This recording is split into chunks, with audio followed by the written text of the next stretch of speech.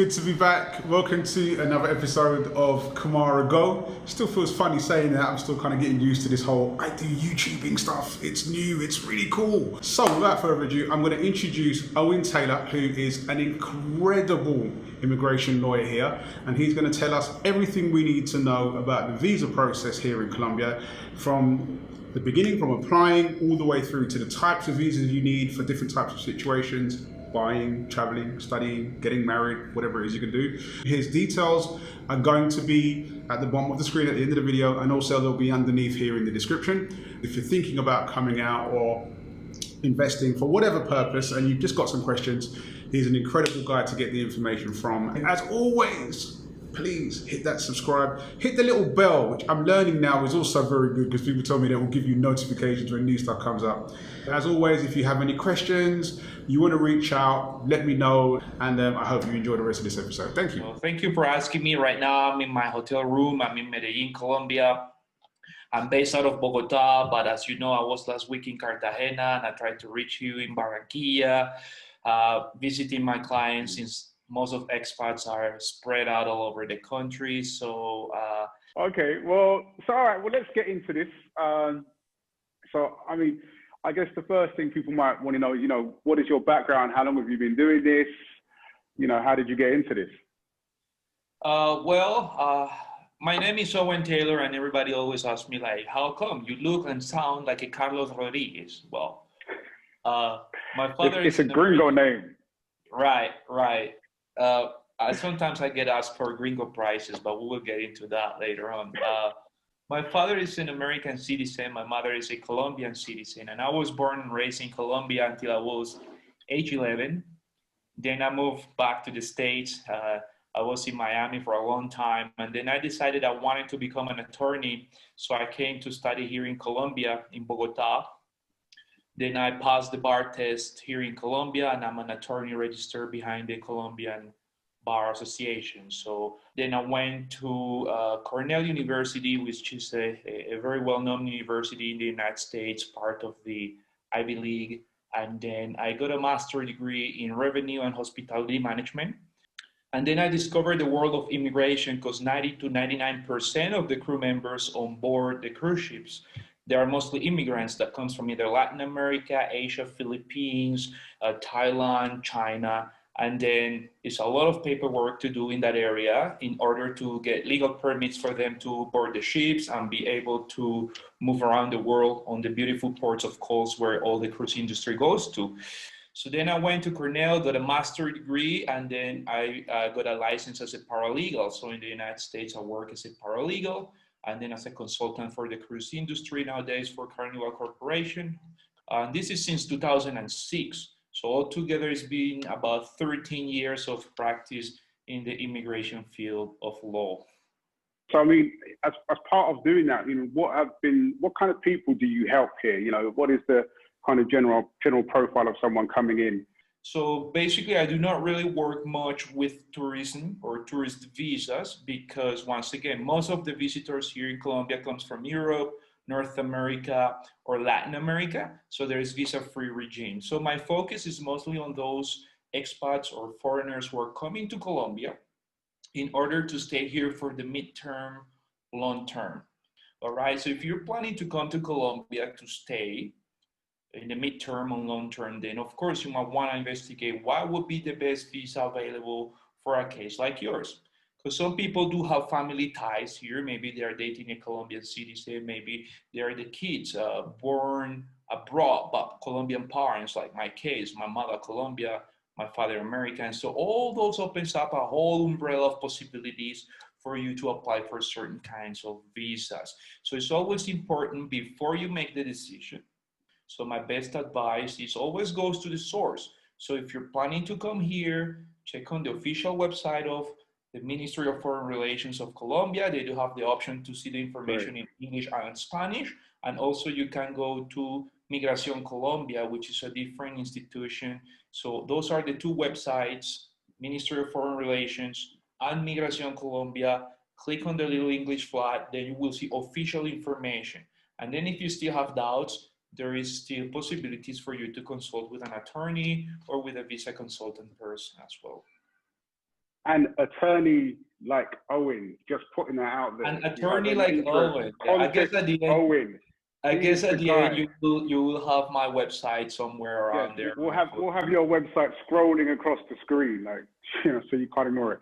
This guy is a lifesaver, absolutely. He saved a number of my friends out here, so I really cannot recommend him enough. Can you break down what, you know, give us a list of the kind of visas that are available, what they're called, and how they can be used in different situations? So I think that's going to be a lot easier, or at least give people an example. If they do look at the website, they can remember what you said here, or watch the video again and get a little bit more of an understanding of how it works. Fantastic. So the first type of visa is visitor's visa. That is a short-term visa. I believe you have had a few of those in the past that give you, Yes. for example, a permit for study, short courses like Spanish or Colombian culture or dancing or any kind of short-term studies you want to do. So those visitors visas are only for about 6 months to a year maximum. Then every 6 months or every year, then you need to renew your visas not to become an illegal immigrant, let's say that. But if you're coming as a visitor, short term, for a study, maybe you're going to work for an NGO organization, non-profit organization, help a church to build up schools and so on. Those are also visitors visas, and they are also short-term visas. That's the first visa available. The second visa available is M as Mary. That is called the migrant visa. That's for a midterm stay in Colombia in between 1 year up to 3 years. So in that umbrella, you have the husbands or wife or legal partners of Colombian citizens, as well as some investors like yourself that you invested in a beautiful property in Barranquilla. So then you can get that visa. Also, if you are studying as a undergraduate, which is a long-term study, not a short-term study. So if you're going to college for 4 or 5 years here in Colombia to become a medical doctor or so, then you also get that M migrant visa. And then the last level, the third type of visa, is called the permanent resident visa. That is a visa that is good for life, basically. But every 5 years, you need to renew the labor. That is the gold dust visa we're all looking for. When you said that, I saw this golden halo just come over the screen. The permanent residence visa. Holy. Well, that, or later on also, you get path to citizenship, and then you could become a dual citizen and obtain a Colombian passport if you have been in Colombia more than 5 years with your regular visas throughout the time. Or if you get married with a Colombian partner, or you become the father of a Colombian-born citizen, then you also can apply to become a dual citizen and get the passport. So basically, to resume everything, 3 types of visas. Visitor's visa for those looking for a short-term stay. Migrants visa, or M, for those looking into the midterm, 1 to 3 years. Or permanent resident visas for those planning to stay here a longer time. Excellent. So, and what about, for example, people who may be thinking they'd like to come out to invest in a business or a company, have some money to bring with them. What is the kind of best visa to use in that situation, and what would be the process for that? Because I guess I'm asking this because a lot of the questions I've had from people are like, what visa do you need to buy a house?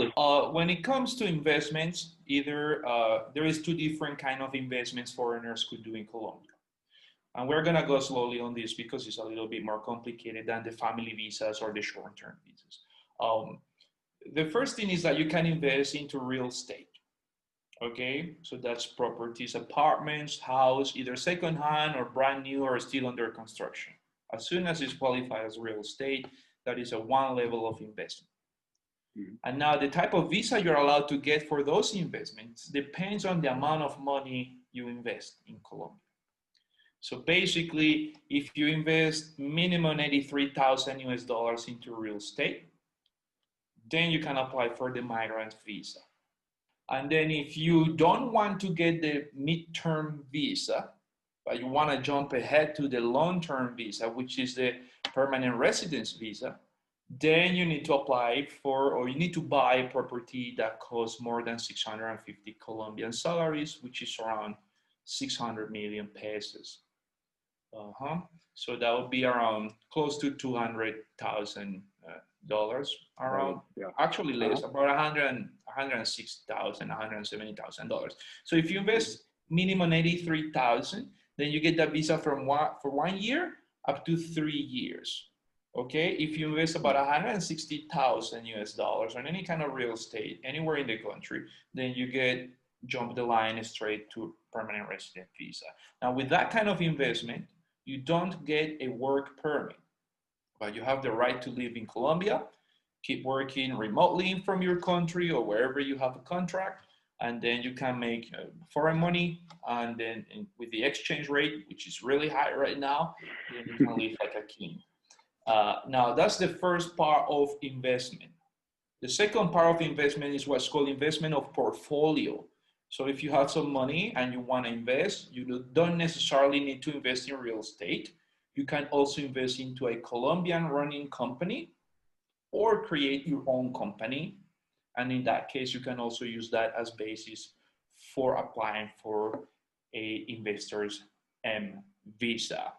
Now, the trick of this is to avoid what happened to you. And I'm sorry to have to mention it, but it's great. It's great for the audience to understand that if you are investing in Colombia, the money must enter the country. In other words, you need to import your money from abroad into Colombia. Then it's considered an investment. If the money doesn't enter the country, then it's not considered an investment.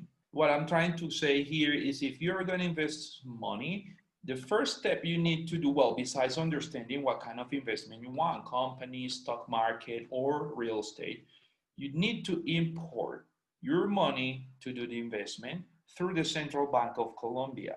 Then the Central Bank of Colombia is going to allow you to bring X amount of money you have for your investment, and will give you a certificate saying, Mr. Muenda have 90,000 US dollars for investment in Colombia, and the money has been legally entered into the country.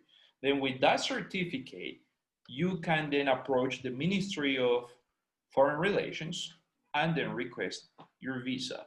So be very careful when you're moving money from your country to Colombia for investments, because if you overpass the central bank, Ministry of Foreign Relations won't let you apply for the visa because it's required by law.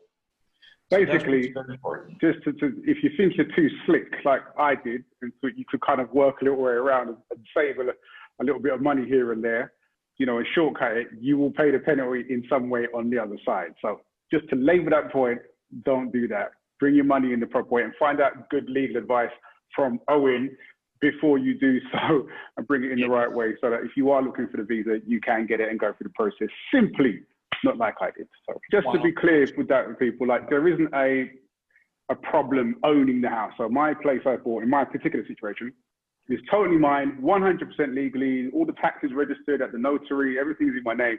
I just can't use the purchase of my house to apply for a visa. That is basically the issue.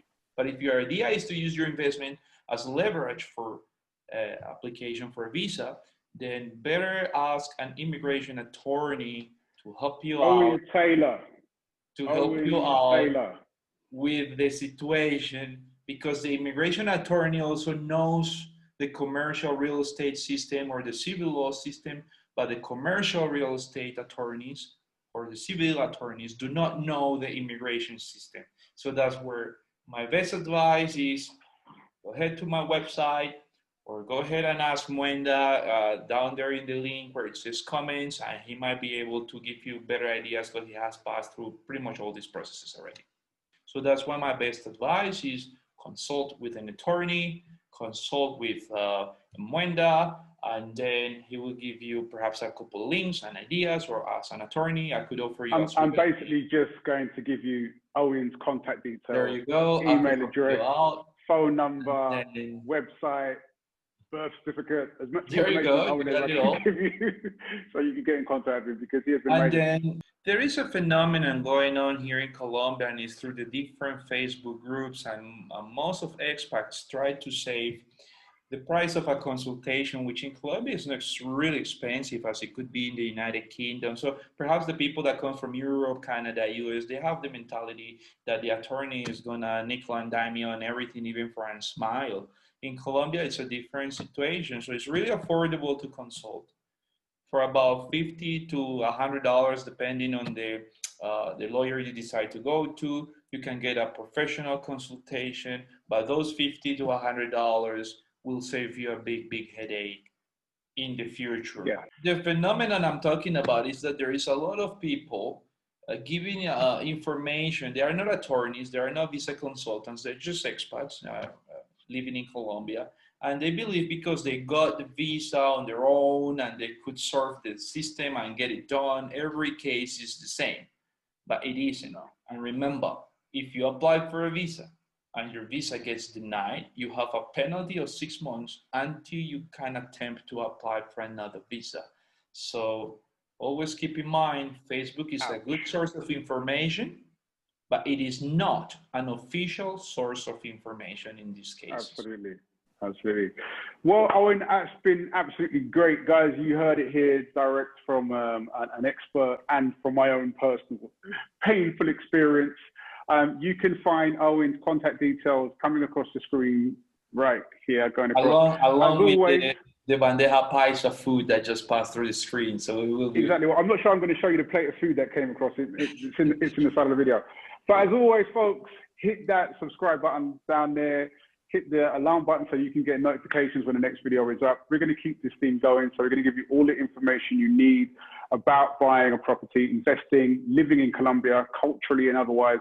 But and introducing you to some of the people that I've met who have really helped my own journey. And also just, as you can hear for yourself from Owen, really well-informed and great people for you to be in contact with. So thank you very much for watching. Owen, it has been a pleasure. Thank you very much for your time. I'm about to go and dive into this juicy, lovely plate of frijoles, and I like that I've just been given here. So thank you very much for your time today, and we will speak very soon. And I hope, as I said, everyone, please reach out.